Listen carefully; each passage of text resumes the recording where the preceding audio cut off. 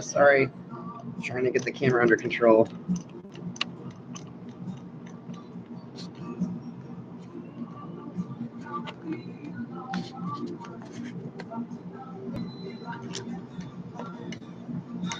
There we go.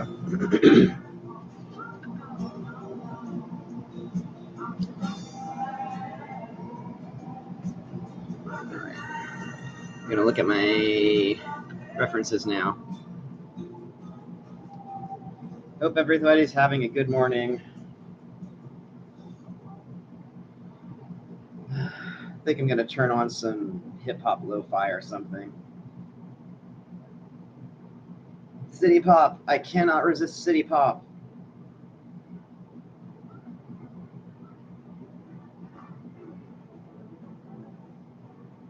Dance, groove, dance, groove. Dance, dance, dance.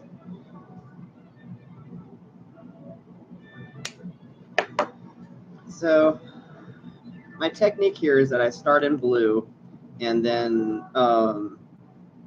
from there I add kind of the first line of shadows, and then I will color more, and then I will add an outline. This is Belladonna, like the title of the stream says. It is a deadly herb. You should be careful if you meet it in a abandoned alley, I guess. Really, I just don't know what else to tell you about Belladonna other than like it's very well known for being poisonous.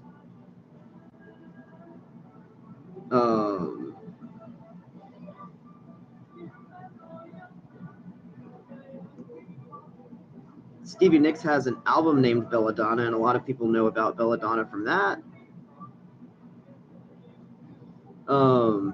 Stevie Nicks is notoriously a witch, so like there's no big secret there.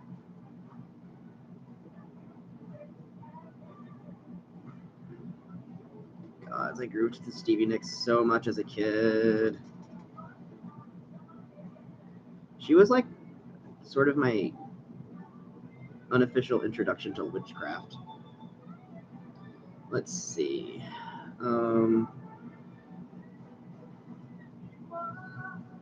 Want to kind of get this all worked out.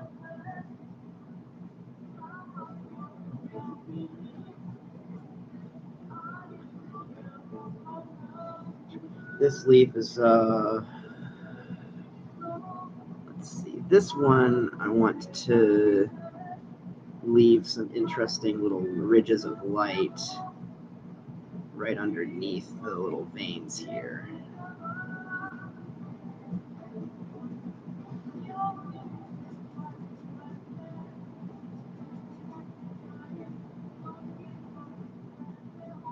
Leave this little scoop of leaf left as well.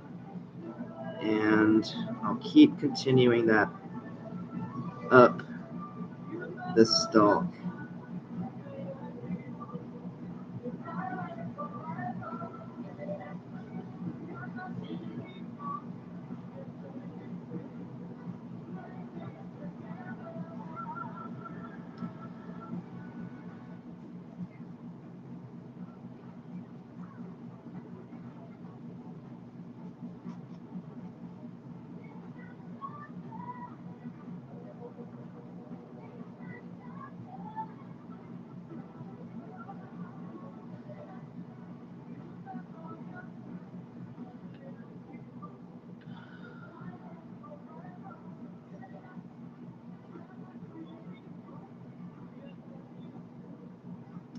Good to continue these out to the edge. That makes the shadow, that makes the outline part of the shadows instead of just sort of sitting there doing nothing.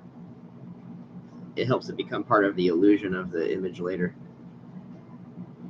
So if you're here on the stream, you get to know that I'm going to be teaching how to do this. I'm going to be having a class that actually teaches how to do botanical art. I plan on doing other types of stuff as well, but the first one is going to be on drawing botanicals with markers in color. And the idea is that once you learn these techniques, you can apply them to drawing all kinds of things. Honestly, that's what I do. This is how I draw. So I want to teach people how to use color in the way that I've learned to use color over the years. Specifically, I've learned to use it with markers in a very, very interesting way. I've used it with other types of mediums as well, but alcohol markers are really the easiest for me to mix because it's like having watercolors in a pen. Let's see, this here, I want to actually darken.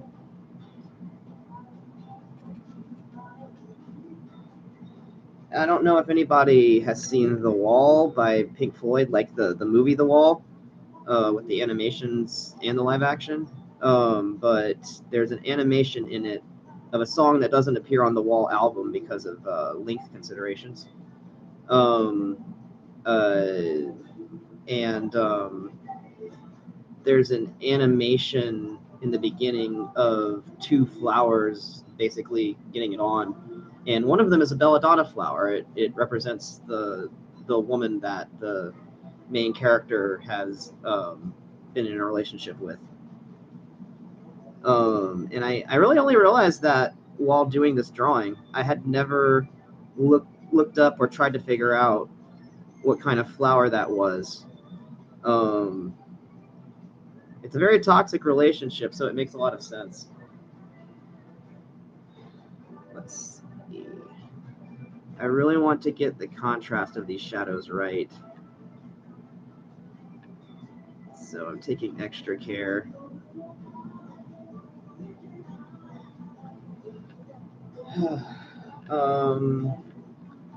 Let's see. I think that'll.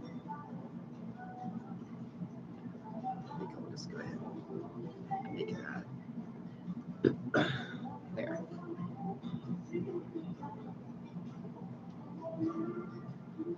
If you can, it's good to resist filling in all of the outlines this early because those white spaces are going to be very handy for other colors, and it's permanently blue if you put it blue right now.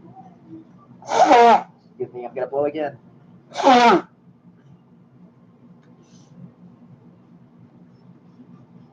By the way, if there's anybody in there, I'm totally not looking at stream right now. I am I'm looking at my references right now, and I've only got one screen available to me on this computer. My streaming setup isn't really built yet. I'm still getting my YouTube feet wet. I like this cast shadow. All right, so that's the first layer of shadows. There we go.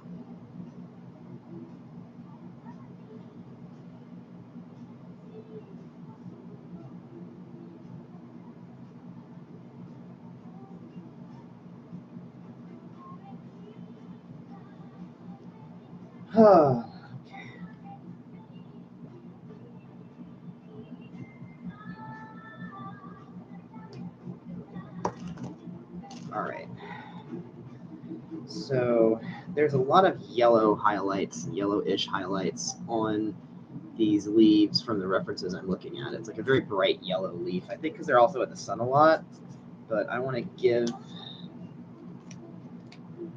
give that its full vibrancy. First, I'm going to start with a pale yellow washing over the leaves.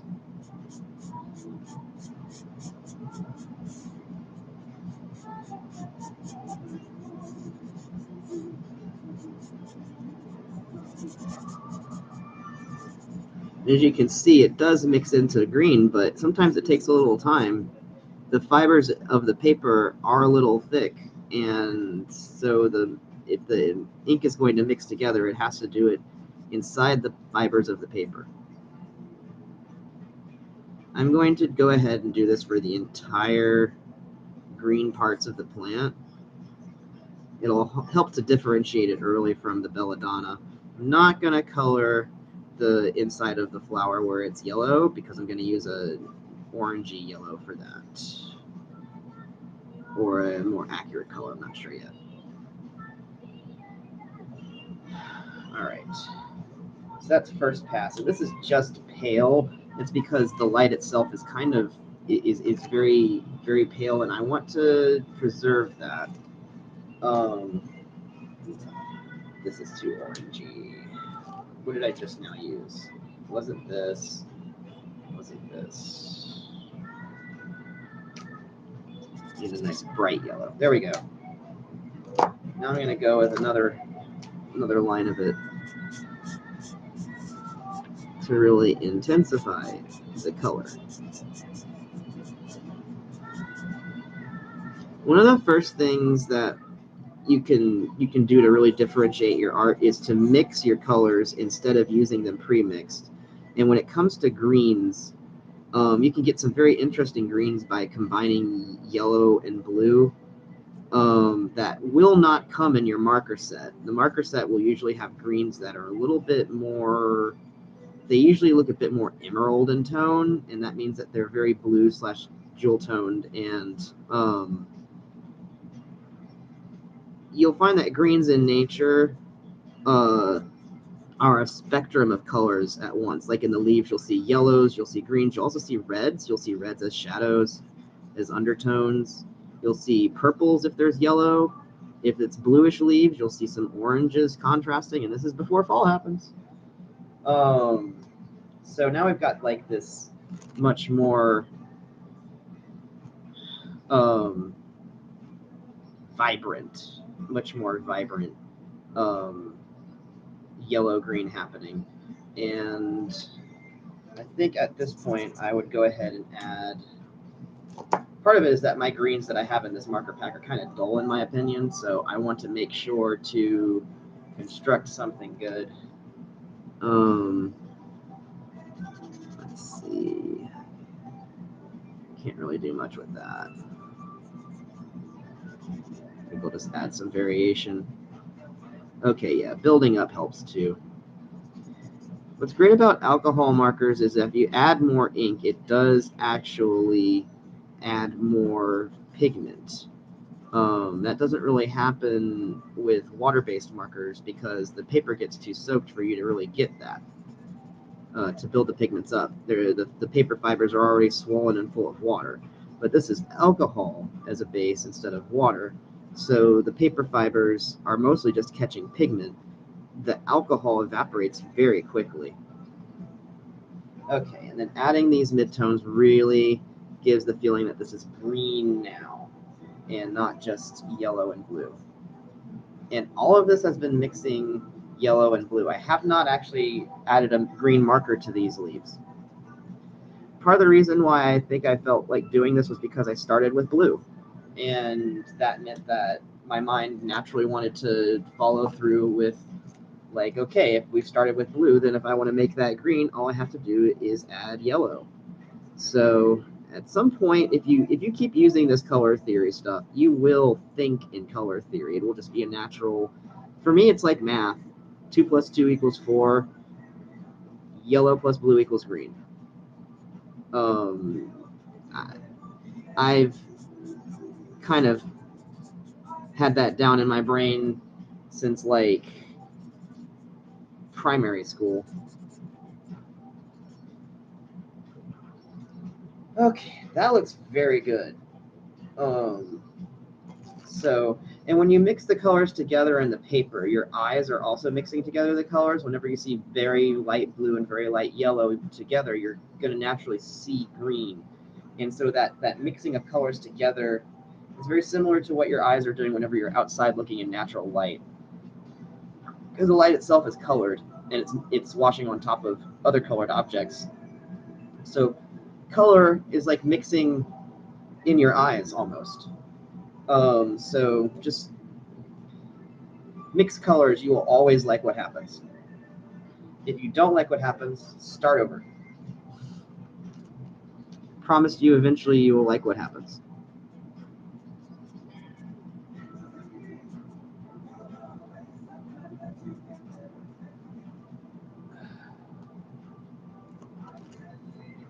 Also, if you mix colors on your paper, if you do all these other things of this process of art stuff, then your illustrations are going to look much less like your references and more like a creation all their own.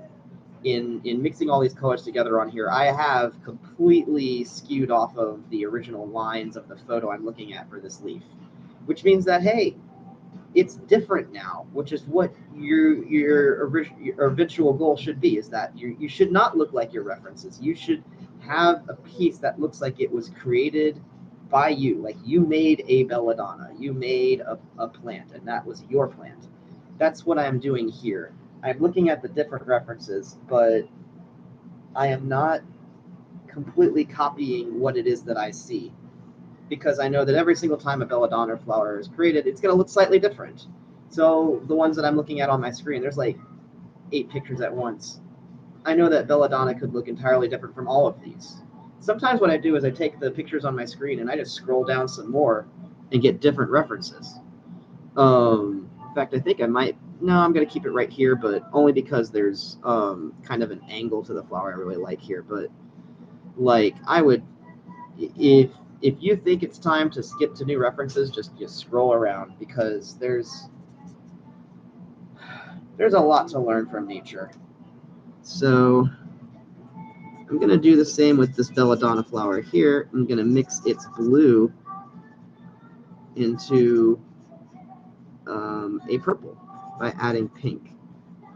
And what's fun is that I've done this with the 2 colors in this picture that are least good at getting markers made for them. But purple and green, I find, are very hard to get the colors that I want in palettes, not just marker sets, but also paints. And then whenever I get a purple, I often can't mix it with the other colors the way that I want to, so I have to naturally mix a purple instead. And that's what you're seeing here. So when you combine a red with a blue, make sure that you're combining a bluish red instead of an orangish red. There's a big difference, and if it's an orangish red, it will combine very badly with the blue, because the orange will make brown when combined with the blue. But if it's a pinkish red, it will just stick to purple. Let's see. The berry is different in tone. I don't want to. I'm going to give a slight shadow to the berry, but that's it. There. It's good to have the colors present in other parts of the drawing, but you've got to be careful just how much you do that.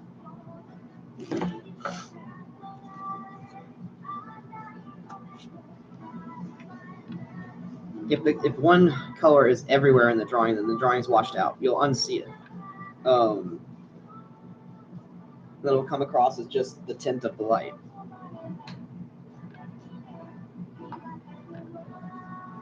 Let's see. I think that I could go ahead and deepen the shadows here a bit. Yes. And this, it's very hard to get the exact tone of belladonna. It is actually a little bit more reddish than what I'm depicting here. But what I am doing is I am establishing the shadows first, and I'm going to add tint.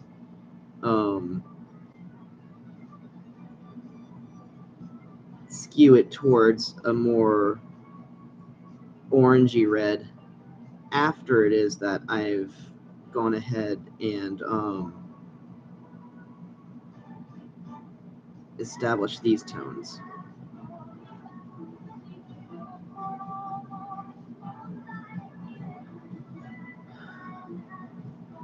Mostly it's just looking and seeing, did I depict the shape right? Because this is where I really set the values in.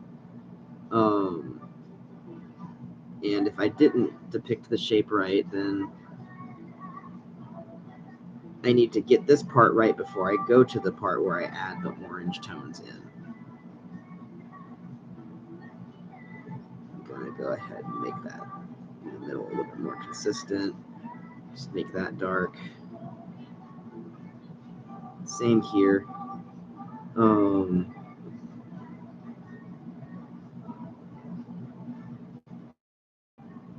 There. That looks like it's coming out of a little hole. Like it actually is a hollow tube of a flower. And that's partly what we want here. There's a little build-up over the rim here that I'm kind of trying to depict as well. There we go.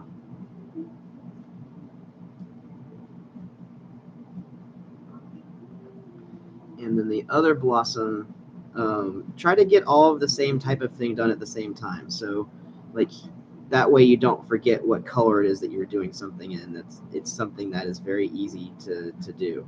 Because I've got like 101 different markers here. So after you put the color down on top of another color, it's very hard to figure out what were the two original colors. That's kind of the point. There. Reel back the green just a little bit. There. Starting to get the illusion. I really want one flower seam going up the side. There we go.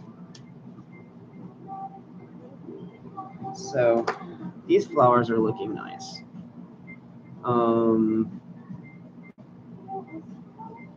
Let me see how the camera's focusing. Sorry. See, that's a little bit sucky.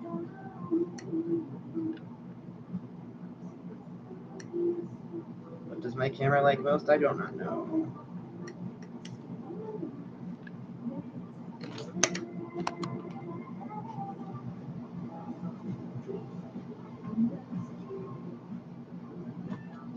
Oh, there we go. Sorry, this is a cheaper webcam, and I am still learning what it is that it wants. Okay, we're going to try going with that.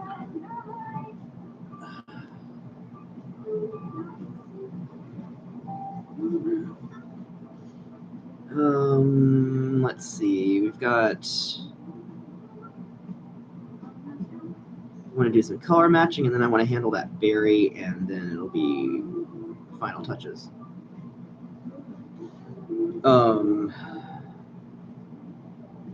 Okay, yeah, there's the inside parts of that which are yellow.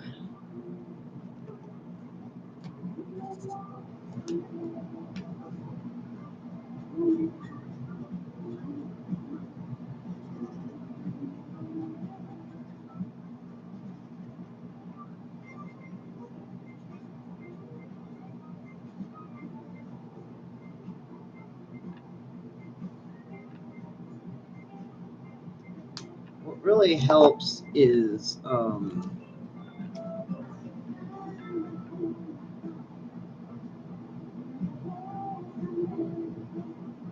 paying attention to the way the colors come out.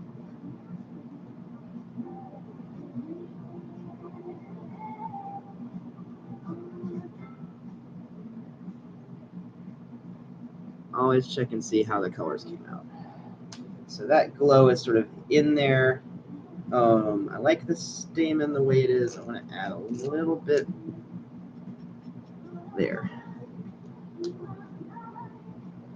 Looks like it went through a little bit of a journey. I need to.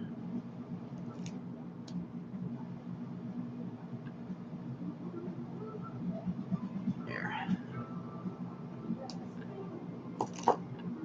Just really want that feeling of depth. All right. Now what will finish off the top? I think a peach layer will do it.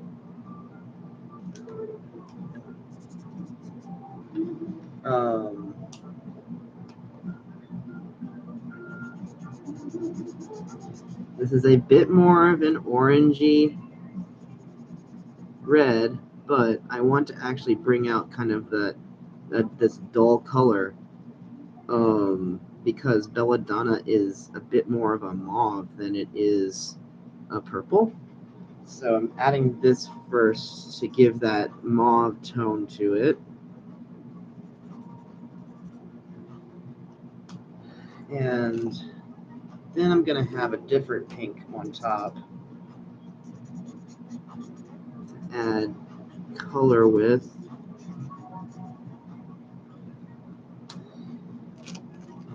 And I think then I will add actual tones of purple.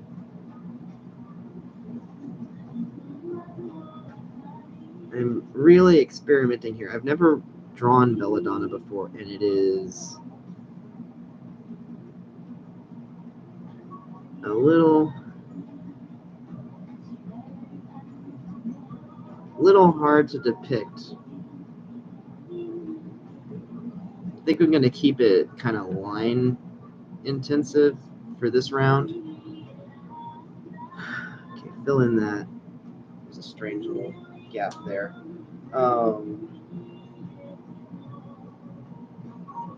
Yeah, I think letting the eyeball just mix the colors on the paper like this, I think keeping it like that would be best. So this color, I think, would really work on the berry.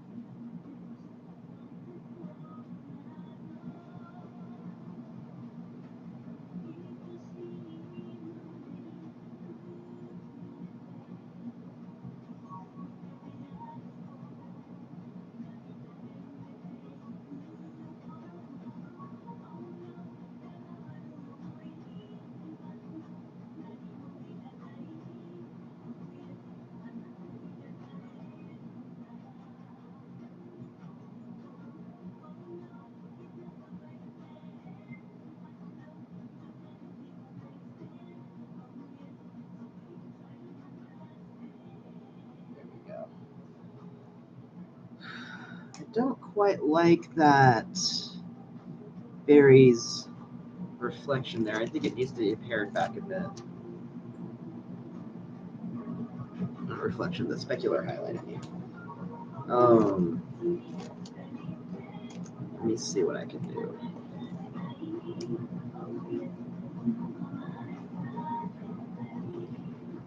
Yeah, like that. I like that better. Now just adding the finals on the leaves. Now, I think that this would best be done with a red, because red contrasts against green. It's going to be an orangey red because it's been. I feel like the warm tones really work here, and I'm just gonna add some differentiation in the leaves. Getting your tiny little corners where the lines meet and intersect, and making sure that they're not just flooded with one particular color helps. This is where you can start defining edges that you didn't think were well defined enough before. You can emphasize veins in the leaves, for instance. I'm doing that here. Just basically another subtle layer of shadow to help guide the eye and also just differentiate some colors. Nature is full of colors. Like reality is full of colors. everything that you see that has a color to it isn't really just one color. It's many subtle different colors all mixed together on the surface, or scattering across the surface and making new combinations for your eyes. And so varying your colors, letting that happen in your actual painting by introducing new shades to interact with what's already there, that will really, it will be kind to the eye, it will entertain your viewer, and it will make it look more like something that is real, which is usually the goal in art like this. So, and this also adds kind of a that warm pinkish tone that I really want to bring out of the Belladonna. Contrasts nicely against the bluish berry. And there we go.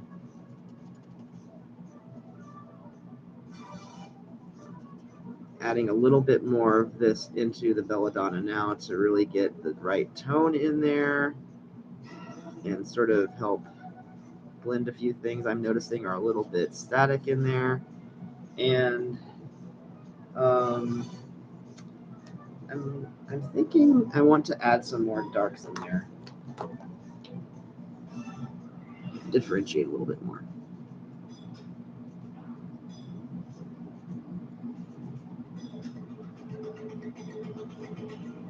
It was starting to look a little anonymous and undefined. There we go.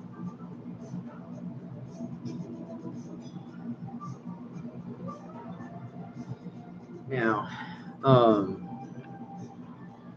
great thing about finishing pieces like this is that all you really have to do is give it something around the edge. I do want to keep emphasizing this orangey color. Let me find the better marker for it. Not quite that. Kind of testing them off screen. I'm not really seeing that part. That might be too dark. That is too dark. Do we want a gray? Do we want a blue like I started with? I don't like the blue that I started with. It's this 18 marker. I think I already tried it out. I do not want to do two colors. It sucks when you try to do this with two different colors. All right, this is what I'm going to use, I think. Unless I want to try like a gray to contrast with, or a purple. No, this is going to work better. Also, I think that when this goes up against the edges of the drawing, it will, like this color mixing with that green back there adds a little bit more of a dark edge around the piece. But if I try to do that as an outline, it would get too thick, like just a actual line around the piece that was as a outline line. So instead I'm using this color note and letting it overlap just slightly at the edge there.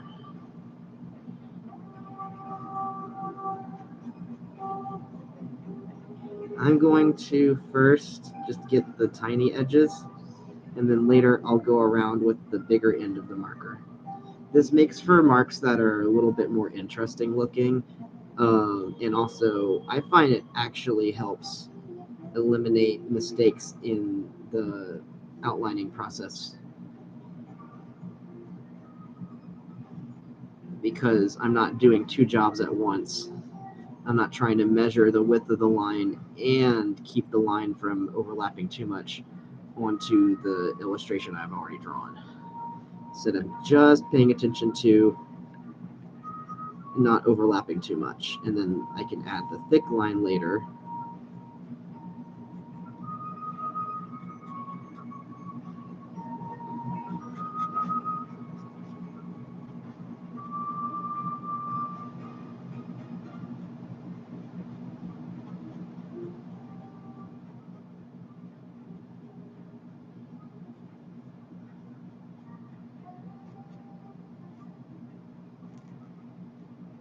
I like making the line thick because if it's too thin, it starts to just become a bunch of repeating design elements that don't really do anything together.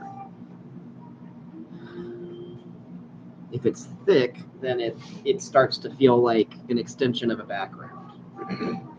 So this is much more pleasant than this to look at it, in my opinion.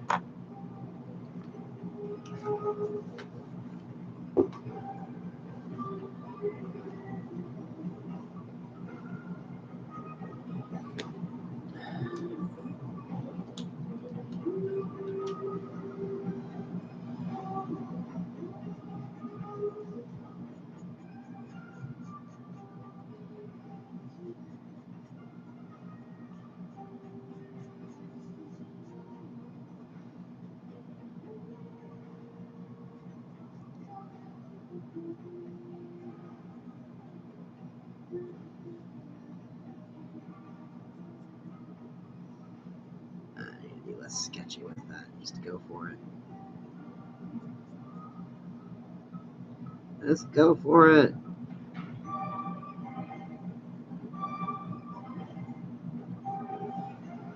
Doing it as one continuous line usually helps.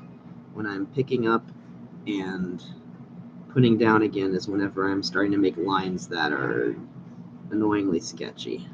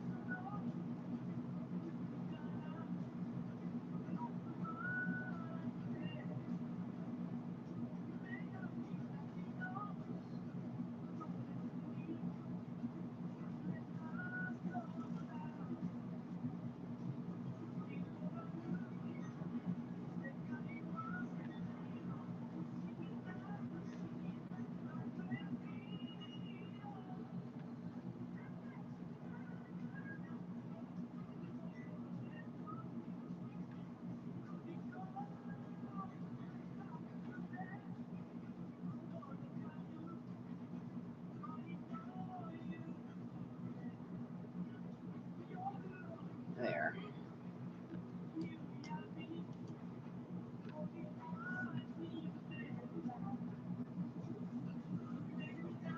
One thing that's a bit annoying is that the tone is a little different between where I first put down those marks and the final marks, as you can see. So I'm going to go in and just layer over a little bit so that these are the same shade. Basically, the blunt end of the marker has ink coming out a bit thicker than the tip of the marker, which is usually the case.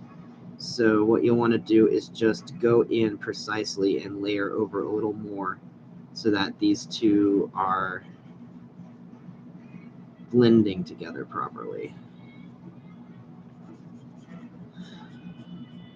And the eye really needs to have the colors consistent around the edges for it to really feel like it can settle on that illustration as being on the paper. It's like it needs to be grounded. It needs to have that feeling of gravity. So just keep on going in and making things consistent. The details do really matter. This is the final bit of the drawing that really sells it, is making sure to just go in and make the values right. Values matter. They matter. So getting that in there, and I'm about to call it done.